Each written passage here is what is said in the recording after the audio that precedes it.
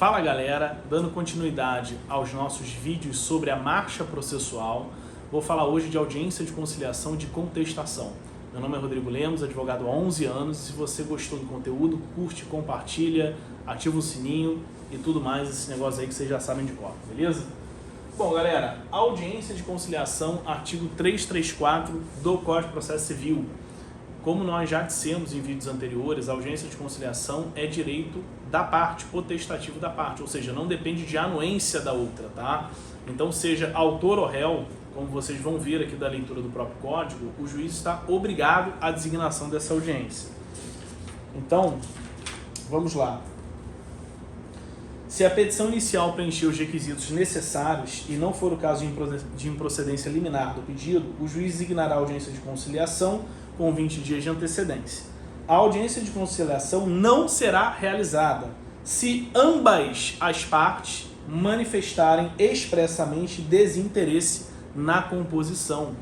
Então veja que o texto da lei ele é expresso se ambas as partes expressarem sobre a não realização da audiência. Ou seja, se uma delas se expressar a favor da audiência, o juiz ele está obrigado à designação da audiência, tá bom? Bom, então sobre a audiência de conciliação, é basicamente isso, uma audiência simples, na maioria das vezes feita por conciliador, não há discussão de mérito, não há discussão de pedido, é uma audiência de fato para se chegar a uma composição amigável. Não havendo a composição amigável, o processo segue o seu curso normal, tá? Bom, o curso normal do processo, se não houver acordo, é a contestação. O prazo para apresentação da contestação são de 15 dias úteis e a partir de qual momento esse prazo começa a correr? Se houver audiência de conciliação, ele passa a correr da audiência de conciliação. Então veja que o marco inicial do prazo é a audiência de conciliação. Ele começa a correr no dia útil seguinte à audiência, mas o marco temporal é a audiência de conciliação. Pode ser também o pedido de cancelamento da audiência de conciliação, desde que ele seja eficaz. O que significa um pedido de cancelamento eficaz? Significa que, se o réu pedir o cancelamento da audiência e esse cancelamento não for encampado pelo juiz, o prazo dele de contestação é o prazo padrão da audiência de conciliação. Entenderam? O juiz designa a audiência de conciliação, eu sou réu, vou peticionar dizendo que eu não tenho interesse na audiência de conciliação. O juiz pode simplesmente ignorar essa minha petição e a audiência de conciliação ocorrer. Nesse caso, o meu prazo para contestar continua sendo da audiência de conciliação e não do pedido de cancelamento. E se não for essa hipótese, vai ser da juntada do AR ou do mandado de citação, certo? Bom, então o prazo para contestação é isso aqui. O 336, ele traz quais são os elementos da contestação, fato, fundamento e provas. A esse respeito, a estrutura da contestação, salvo as preliminares que nós vamos tratar logo em seguida, é idêntica da petição inicial. Então você vai lá, assiste o vídeo da petição inicial, porque a estrutura da peça é idêntica. Você vai fazer a construção dos fatos, você vai fazer a construção dos fundamentos, você vai tratar da conclusão e do pedido normal, tá? Qualquer outro assunto que fuja disso vai ser objeto de preliminar, como a gente vai ver logo em seguida, certo? Bom, galera, então o 337 trata das preliminares. E aí ele traz um rol até um pouco extenso, né? São 13 incisos a título de preliminares, tá? Bom, tirando, galera, a competência relativa do juízo, tá?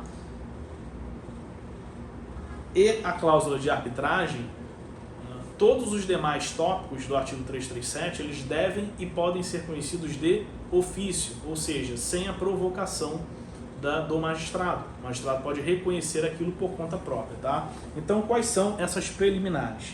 Inexistência ou nulidade de citação, né? Então, você traz essa preliminar quando eventualmente você perdeu o prazo para contestação, porque se você está dentro do prazo não faz sentido, concorda comigo? Né? Se você está dentro do prazo, você está entrando no processo dentro do prazo de maneira voluntária. Você traz essa preliminar de inexistência ou nulidade da citação quando você está apresentando uma contestação já fora do prazo. E aí você justifica a razão pela qual está apresentando fora do prazo e porque ela é tempestiva. Incompetência absoluta ou relativa. como eu disse a vocês, incompetência absoluta, o juiz pode conhecer a qualquer momento e de ofício, tá? Agora, a relativa, galera, essa é a oportunidade. Quando a gente está falando de competência relativa, a gente está falando basicamente de competência territorial, tá? Então, se a ação tem que ser proposta no domicílio do réu e foi proposta no domicílio do autor, a oportunidade que você tem de falar nos autos a esse respeito é na preliminar de contestação, a fim de que esse processo seja remetido ao juízo competente. Perdeu, papou mosca, já era, beleza? Nós temos a incorreção do valor da causa, tá? Então, o autor deu o valor da causa de R$1.000 e você não concorda com aquilo. Tá? Isso é comum quando o réu está seguro da sua tese defensiva. Por quê? Porque o valor da causa ele tem efeito direto nos honorários sucumbenciais, por exemplo. Então, se alguém está propondo uma ação contra o seu cliente e deu a essa ação o valor de R$1.000 e você considera que a sua tese é forte, firme e que o valor da causa não deveria ser R$1.000, você tem que trazer isso como preliminar. Por que não é 1.000? Por que deve ser 50 mil, por exemplo? Por que deve ser 100 mil? Tá? Isso é muito comum, inclusive, galera, na ação de exigir contas, tá? Que é uma ação um pouco delicada a título de valor da causa, e aí o autor acaba colocando o valor da causa muito pequeno, tá? E aí o réu ele tem que trazer isso como preliminar, dizendo, não, negativo, você quer discutir, vamos discutir de um determinado valor, seja do valor do contrato, seja o valor controvertido, mas não R$1.000, porque isso afeta diretamente os honorários de sucumbência, beleza? Inépcia da petição inicial, nós tratamos no vídeo anterior o que é uma petição inicial inépta, então se você como réu está enxergando ali uma inépcia, né, por exemplo, os pedidos não são compatíveis entre si, a conclusão dos fatos não decorre logicamente o pedido, né, ou seja, se há uma inépcia ali, você traz isso como preliminar também, a fim de que o juiz justamente extinga o processo naquela fase, né, isso é economia processual, se você está vendo que a petição é inépta, você sustenta isso a fim de que o processo seja encerrado mais rápido. Beleza? Bom, nós temos também a perempção, tá? Que é um caso muito raro de se ver, que é quando o autor ele já teve um processo extinto por abandono, tá? E aí ele não está autorizado a promover um outro processo da mesma natureza, justamente porque ele abandonou o anterior, né? Então, isso é dificílimo de ver. Nós temos a litispendência e a coisa julgada, que é a mesma coisa, só que em momentos diferentes. A litispendência é a distribuição de processos idênticos enquanto não houve trânsito em julgado. Já a coisa julgada é a repetição de um processo idêntico que já foi julgado em definitivo pelo tribunal, certo? Nós temos a conexão, tá? Que é a ligação de um processo com outro por identidade de partes, identidade de causa de pedir ou de pedido, tá?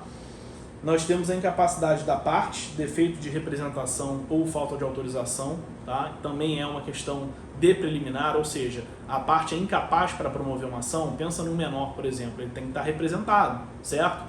Pensa no maior que está sem advogado, precisa de uma representação jurídica, ou seja, se você está verificando algum vício, exemplo, olhei a procuração e a procuração é muito antiga, você vai trazer isso como preliminar ao autor para juntar a procuração atualizada, sob pena de extinção do processo por falta de representação, tá?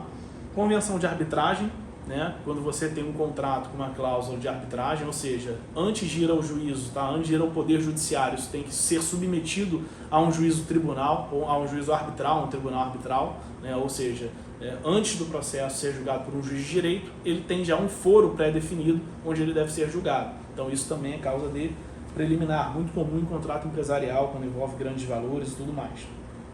Nós temos a ausência de legitimidade ou de interesse processual, né? A gente também já falou um pouco sobre a legitimidade e um pouco sobre o interesse processual, mas isso tem que ser matéria para um vídeo específico desses dois temas. Falta de caução ou outra prestação quando a lei exigir, né? Então, tem algumas hipóteses, né, em que a lei exige uma caução para você atingir a finalidade que você pretende, né? Isso é comum, por exemplo, na tutela cautelar, né? Ou seja, na execução provisória, você quer executar provisoriamente alguma coisa, você tem que caucionar o juiz. Você não cauciona o juiz, você pode ter um processo extinto de maneira antecipada por ausência dessa garantia, tá? E a questão da concessão do benefício da gratuidade de justiça.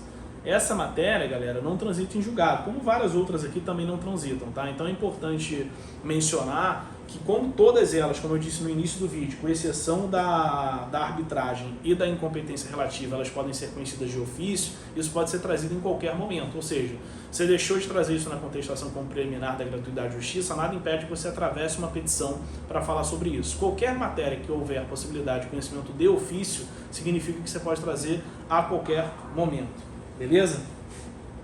Bom, galera, então, sobre contestação em audiência de conciliação, é basicamente isso, tá? A gente tem essa estrutura aqui de primeira audiência de conciliação, tem que estar atento ao prazo de início da contestação, estar atento à estrutura da contestação, né, que é muito similar à estrutura da peça inicial, e a questão das preliminares que a gente acabou de tratar, beleza? Então é isso, não esquece de curtir, compartilhar, forte abraço!